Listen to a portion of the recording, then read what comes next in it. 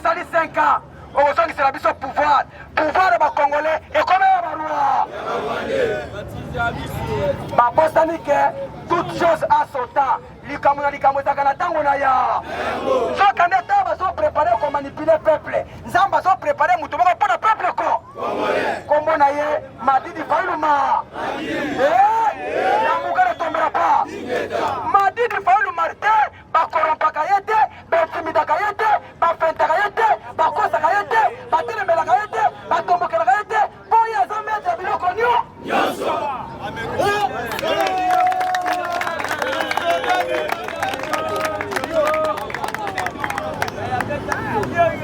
la moka ne tombera pas balobi foto corrompre pe Martin Fayulu aya kuna mwana mobali mayelebe balobi d'ailleurs moto a combattre bino apesaka kombo ya soldati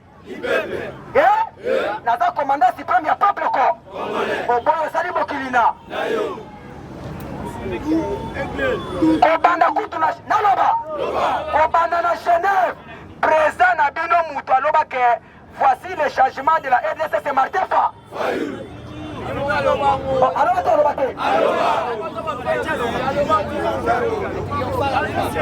Fayulu aye atelemi lokola mwana nzambe barwande babi sava lokola aza incorruptible tokeka na baélection bakende élection Fayulu abeti bango nyonso même na sa mbula namukoye na bironga na vota na mema baaveugle ebele papa tozoke vote numéro 4 ake papa 4 aza wapi namukoye na bato bazaki na mabiro babi non oyo eza su makambo ya koloba te ekomi sikoyo likambo nzambe na peuple na barwande lelo bakomi kotelemela Tshisekedi paske bakoro basinyakisi esilaka siko mese Tshilombo alinga santete ntango ozo asantete olieke makambo ekomela bango na bango peuple akomi konyo lelo peuple azokufa mpo na rankini ya bato miba kasi nous avons que président oyo aza na bolingo bakongole koleka baprésident nyonso alobi no nabetaki lisese wana bamama mibale na ntango ya Salomo alaleli mwana abomi ye ake kozwa mwana moninga akomisi mwana na mokolo mwana tonga ta babi mwana na ngai ye ekomeli bango bitu naloba roi ayaka te asali nini ayoki mama oyo roi alobi saba mpo tokata likambo il faut mwana tokata biteni miba yo ozwa eteni ye pas ozwa eteni mokolo mwana no mokonzi nalingi te komona makila mwana na nga kamata mwana sani oyo abomaki mwana na buta alobi kerwa oza moto mayele tokata kaka rabi ya solo oyo eza mokolo mwana te mokolo mwana ye c'est la même chose entre Martin Fayulu et FLTC Tshilombo si aboma kongoka Fayulu alingi su kongo ekufa te aza posa kongo ekende libo mais Tshilombo alobi te tokataka kongo Fayulu alobi lokola alingi bokata kongo bozwa kongo ngo bosa nini mais nzambe alobi te nakopesa ete mokolo kongo eza namokoye c'est pourquoi Fayulu ntango nyonso akotikalaka apres bakita bamata Fayulu akozalaka apres ata bahumilie akotikalaka apres ata basali nyonso akotikalaka apres yango kikombo elina kikombo ya président eli esilaka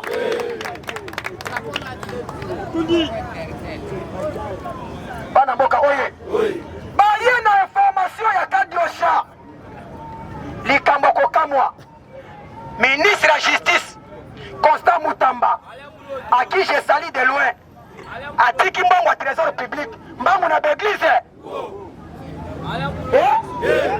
la moka ne tombera pas papa okomi kosenga mbongo mabonza 16 milliards de dollars ekenga wapi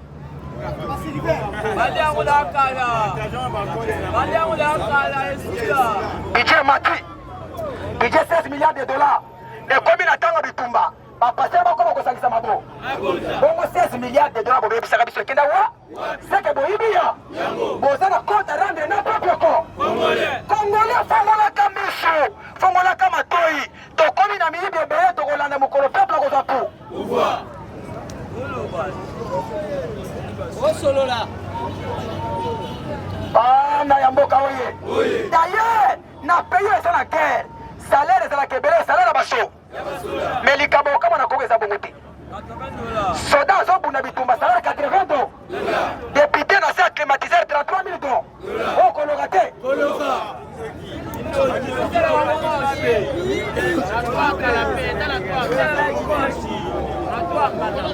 La Mboka ne tombera pas. Eside ne tombera pas. Mboka mobimba grève mikolo na mikolo. Basoda bakene grève mabe. Basena bake grève mabe. Bafonctionnaire bake grève mabe. Ninganga bakene grève ma. Finalement nana ko salaire malo ya malonga. Oh mabomba. Bakosa biso na campagne. Soki tozu pouvoir tokokomisa Congo na budget 84 milliards de $. Nzokande baloba Congo balola. Soki tozu pouvoir tokoyiba 84 milliards de $. Yango tomoni lelo. Les peuples d'abord et comme les ventres d'A. Et comme les rondes d'A. Fayulu m'a dit ah Fayulu est tombé sur ma bouche makasi mwana mobali entambe.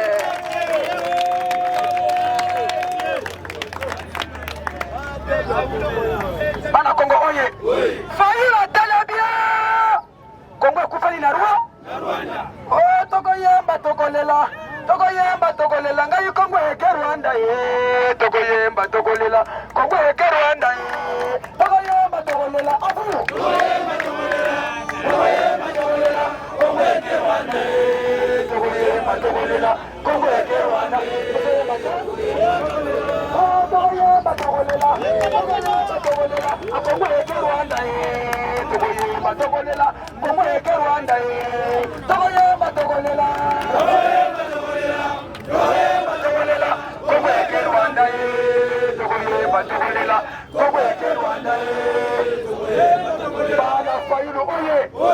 mutu nyonso abengami mwana fala azalaka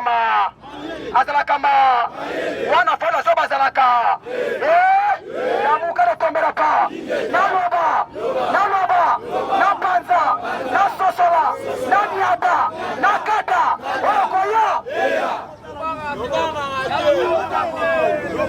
Fayulu ayebisi bango ennemi ya Congo eza Rwanda. Fayulu ayebisi bango na moma oyo ennemi na biso eza Paul Kagame. Il faut tokata bako diplomatie na Paul Kagame. Tokata bako diplomatie na Rwanda. Bakamata André Ala Tundu Botina na Rwanda azonga bakamata Vincent Karega azonga Rwanda. Sino malobi yona nyobo ya Kagame. Lelo Kagame partenaire comme yende. Oh buso bate.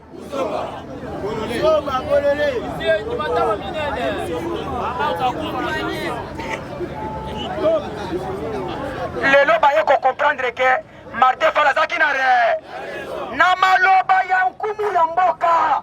Le président élu, réellement élu, valablement élu, considérablement élu, à l'obi pona kobengera ennemi, il faut la cohésion nation. La mouka ne tombera pas. Gouvernement Union nationale comme abiso musika. Or gouvernement Union sacré ya gouvernement Union nationale et sa deuxième grossesse ya Nyosa.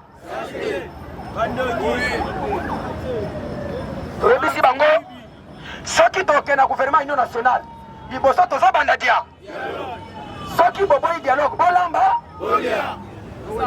bote soki boboyi dialogue na gouvernement na bino bolamba la mine ya mal bote biso na buzo batokoya. Merci beaucoup na église catholique, merci beaucoup na SCC. La mouka ne tombera pas. Résistance ne tombera pas. Moussala basali, balaksi ke ya solo, bazakana bolingo peuple ko. Tokotika mibuzoba oyo teleka. Biso tokobundela mboka tina suka. Bana Congo oye. Bana ya mboka oye. Nani mokonzi? Awa lelo oyoki Mese Tshisekedi alingi te nanga pe akotana kati ya dialogue. Po ayebi po naloba yoka makambo nanga lobi. Tokomi na kisi moko compliment moko kisi na kati ya Congo. Baote kango 7000 francs congolais. Lamoye. Congo nango nanga misi. Soki emeli compliment kisi wana malaria abu. La mouka ne tombera pas.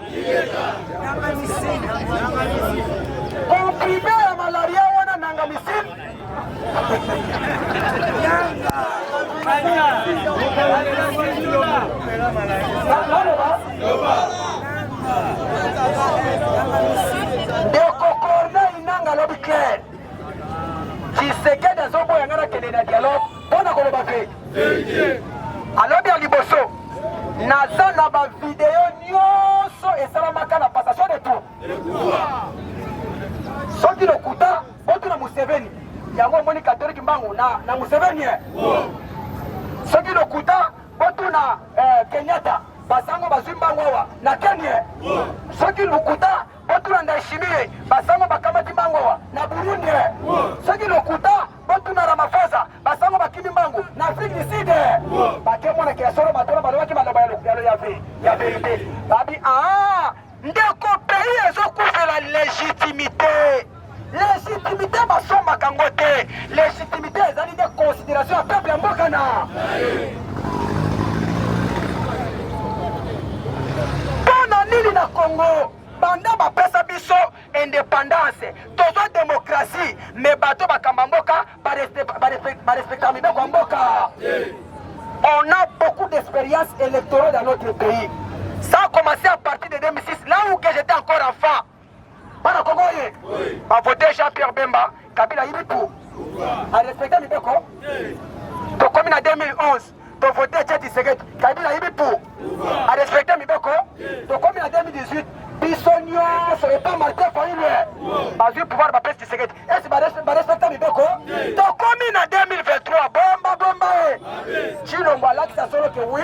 Ya solo na zalaka mulu akamati mwana tata mwasi na ye Denis Kadi elo abeli aki afiki naloba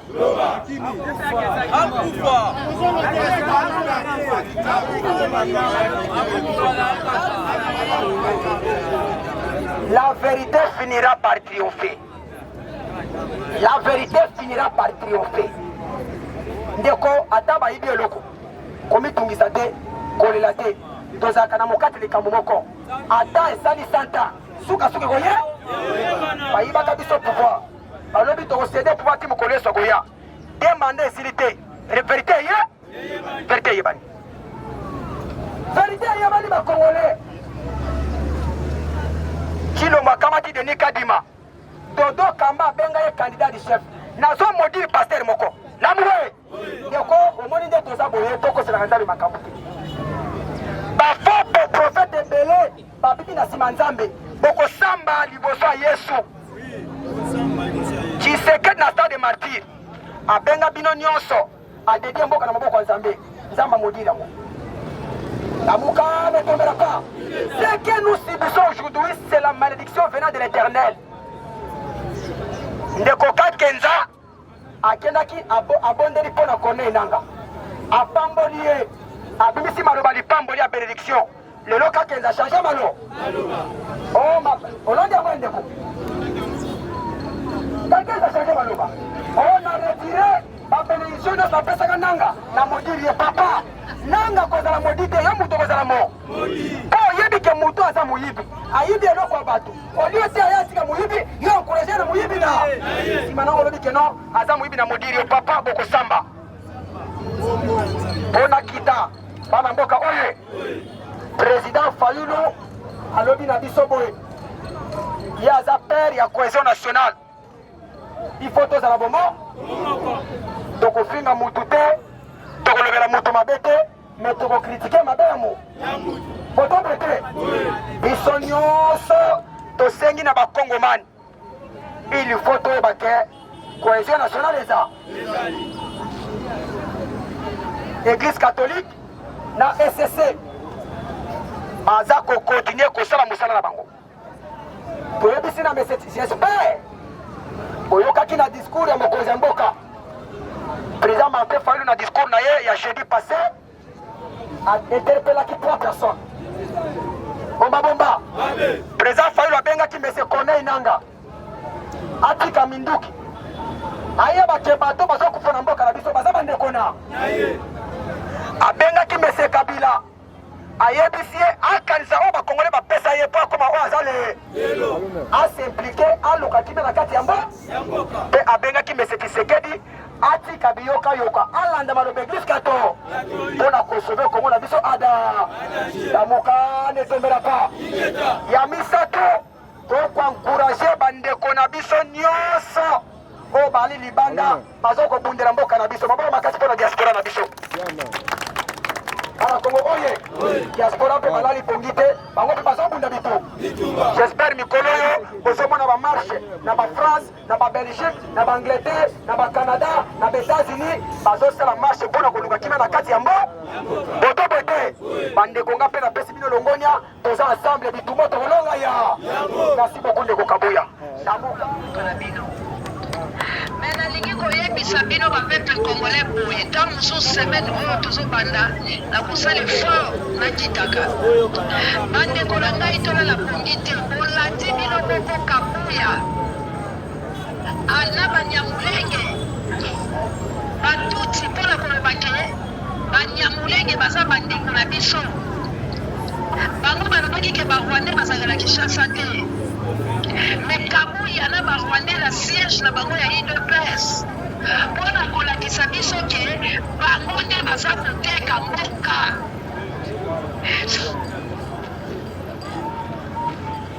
Oui, merci beaucoup Monseya. Bana mboka oye. Monseya alobi semaine oyo akozala na biso. Est-ce que bolinga ya? Bolinga ya? Soki bolinga to bete maboko makasi mpona biso. Monseya base elobi na yo boye. Moye kutu bayoka yo na musika boye eza malamu te. Ye moko kita na kati ya base bango bayoka. Na muka ne tembela pa. Wana siko